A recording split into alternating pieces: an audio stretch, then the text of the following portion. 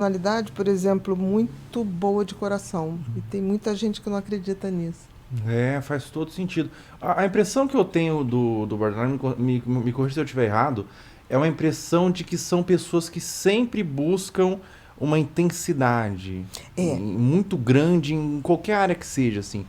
E a imagem que me vem na cabeça, por exemplo, é a Andrea Surak, que Uhum, ela sim, tem me transtorno parece. Eu de não sei se personalidade foi borderline. diagnosticada. Eu, se não me engano, ela Ela disse. falou, eu Ela vi. Chegou a falou que falar? tem. Tá. Ela realmente Uhum, tem borderline. E ela é uma pessoa que ela é intensa em tudo que ela faz. exatamente. Então, eu lembro que ela. Antes ela era uma musa ali, há muito tempo atrás, né? Que, ali do Pânico na Band e tudo mais, que ficava aparecendo ali.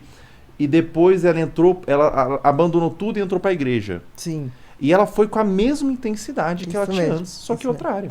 E Ela você vê a começou a, instabilidade. ela começou a vivenciar a questão da igreja e tudo era isso, e começou a pregar e tudo mais, e Exatamente. nossa, uma coisa com muita força, e agora abandonei tudo isso. E depois abandonou a igreja e fui com a mesma intensidade para outro lugar ali de produção de conteúdo adulto. Eu vi esses dias a André Surak falando que estava fazendo um conteúdo, o nível da intensidade com o próprio pai Uhum. e com a sogra. Eles estavam fazendo um conteúdo com o pai e com a sogra filmando, e daí era o pai tendo relação com a sogra da André Surak, uma coisa de doido. E a André Surak, o filho dela está envolvido também nas gravações, assim. Então é tudo tão intenso que eu sinto que a pessoa, por mais desconfortável que seja essa intensidade, a pessoa sente um certo conforto cognitivo de estar vivendo uma coisa intensa. Eu imagino, me corrija se eu estiver errado, que deriva de traumas isso daí. Eu acho que, com certeza, você, em geral, a gente vê uma história de traumas infantis, de abandono ou negligência, tá? Ou abuso. A gente tem essas questões, que é muito comum. Mas, quando elas. É tão interessante, você falou da intensidade, é porque é tão difícil para eles terem uma estabilidade que qualquer coisa que faça sentido em algum momento é como se eles tivessem que mergulhar profundamente naquilo e fazer daquilo quase um modo de viver. Então, são pessoas que aderem muito facilmente a seitas, a, a coisas que para a gente fala, nossa, é um exagero. Sim. Mas talvez exatamente por não ter essa sensação de ser uma pessoa inteira, é como se precisasse de algo, ou cognitivamente, ou afetivamente, para existir. Mas é importante a gente falar isso, que isso é o border sem tratamento. Ah, tá. Porque eu conheço pessoas com borderline que fizeram melhor tratamento para border, é um tipo de terapia chamada dialética. Dialética. É uma variação da cognitivo-comportamental, mas que para os borderlines, a dialética, ela é, vamos dizer assim, a mais cientificamente provada que melhora. Porque é como se você ensinasse para ele os valores, quem eles são, qual o limite que ele tem com o outro, descobrir quais são os talentos, porque assim, o border é muito intenso.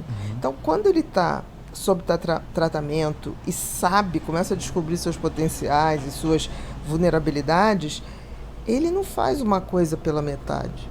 Ele faz inteiro. Foi o que você falou. Ele vai Sim. tão intensamente que você fala assim, como é que essa pessoa conseguiu ir tão profundo nesse assunto? Ela consegue. Ela ou ele também, né? Porque a gente fala muito de mulher, mas tem homens também. Não é a maioria. O Borderline também, olha que engraçado. Eles são muito bons atores, né? Maravilhoso. Muitos atores. O Jim Carrey tem Borderline. Jim Carrey, exatamente. Por que eles são tão bons atores? Vamos raciocinar uma coisa. Se você, dentro do transtorno de personalidade borderline, você tem esse vazio de se reconhecer como uma pessoa inteira, por isso a dependência do outro ou de crenças, né, para poder dar uma sustentação, isso para um ator é maravilhoso. Porque se eu não consigo ter uma identidade, quando eu pego um papel, eu serei aquele personagem. Caramba, eu posso assumir. Eu serei. Eu não interpreto, eu sou aquilo. Por isso que as melhores atuações, disparadamente, são das personalidades border. Eu brinco que se não fosse o borderline, Hollywood teria outra história. Seria outra história.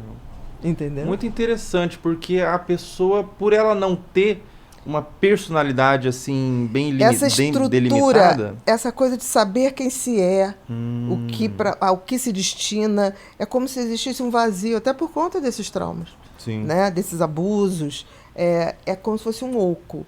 Então é como a pessoa precisa fazer uma conexão com crenças ou com outra pessoa para validar que ela existe. Agora, você imagina isso quando você ganha um personagem.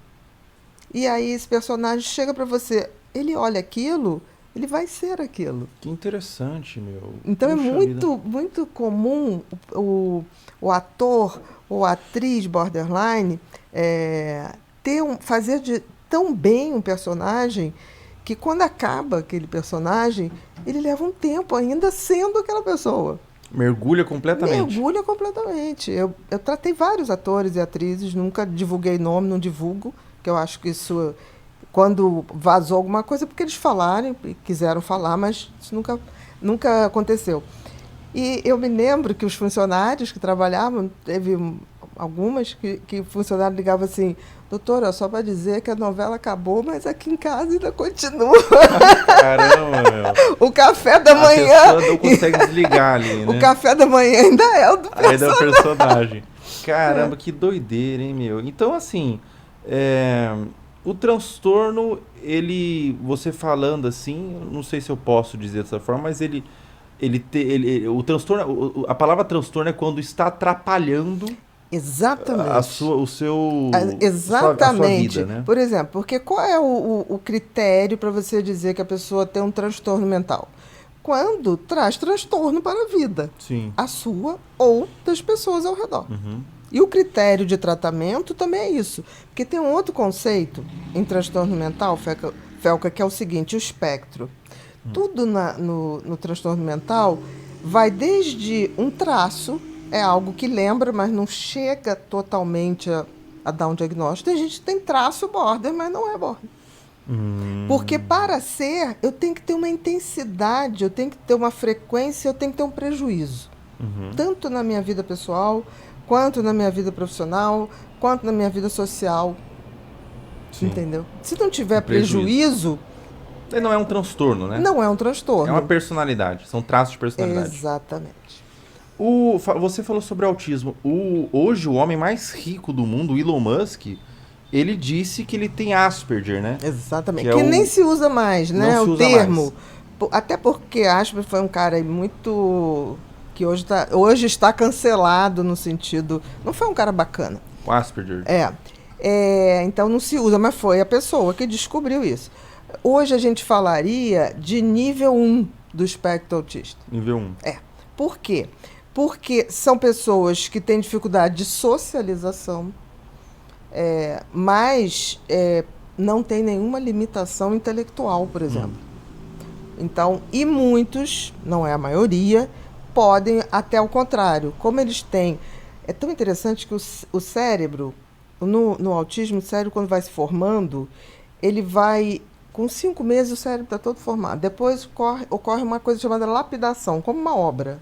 A obra acaba, aí eles ficam um tempão, né, tirando o excesso de massa, de pintura, O cérebro passa por isso, até a gente nascer.